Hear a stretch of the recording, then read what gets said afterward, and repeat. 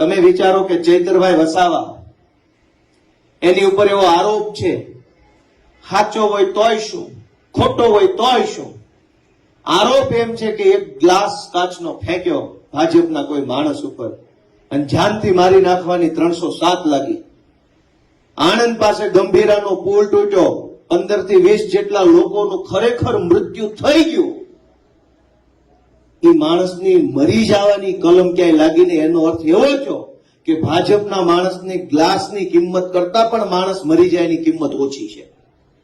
ગંભીરામાં માણસ મરી ગયા એની કોઈ કિંમત નથી, પણ ગ્લાસ ન વાગવો જોઈએ ભાજપના વ્યક્તિ.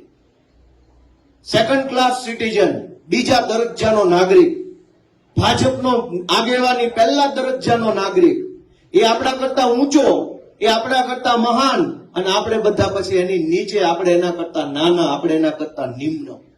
માણસ મરી જાય એની કોઈ કિંમત નથી. ભાજપ વાળાને ગ્લાસ નો અડવો જોઈએ. ગ્લાસ કરતા માણાના જીવની કિંમત સસ્તી કરી નાખે છે.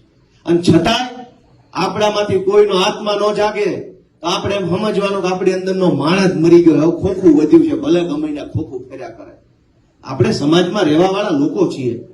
સમાજમાં બનતી દરેક દુર્ઘટના એના વિશે આપણને દાજવું જોઈએ. જે કંઈ પણ બને છે એ ભલે મારી હારે ન બને, પણ સમાજમાં બન્યું છે એનો અર્થ એવો થયો કે મારી આસપાસમાં બન્યું છે, માટે મને કંઈક થવું જોઈએ, મને કંઈક થઈ જવું જોઈએ કે આ ખોટું છે કે સાચું છે. પણ દોસ્તો, હજારો લોકોએ પોતાનો આત્મા હુવડાવી દીધો છે. વિસાવદરથી વિનંતી આવે છે, ખેડૂતો હાથ જોડે છે કે ક્યારે જાગશો, ક્યારે બોલશો, શું કામ નથી બોલતા, કોની બીક રાખો છો, અને બી જઈને મૂંગા રહીને ફાયદો શું છે? બોલશો તો કંઈક થશે, મૂંગા રહેશો તો શું થવાનું છે? ગુજરાતમાં રોજ સવાર પડે કંઈક ને કંઈક બ્રિજ તૂટી જાય, પેપર ફૂટી જાય, ડ્રગ્સ આવી જાય, બુટલેગરો પોલીસને મારી જાય. સરકાર એક જ વાતનું રટણ ચાલુ રાખે છે, કડક કાર્યવાહી કરવામાં આવશે. કડક કાર્યવાહી ગુંડા ઉપર તો થાય એવું ક્યારે આપણે જોયું નથી, પણ નાના માણસો ઉપર બહુ કડક કાર્યવાહી કરવાનું આપણે રોજે રોજ જોઈ રહ્યા છે.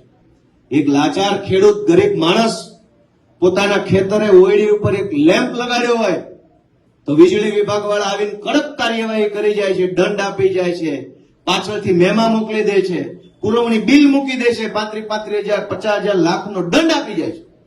લાચાર માણસ જોવો તો કડક કાર્યવાહી, અને કડક માણસ સામો આવી જાય તો લાચાર થઈ જાય છે આખી સરકાર. આ પરિસ્થિતિને કોણ બદલશે? તમારા બધાનું મન એમ કે આ પરિસ્થિતિ બદલવામાં મારે કંઈક કરવું જોઈએ.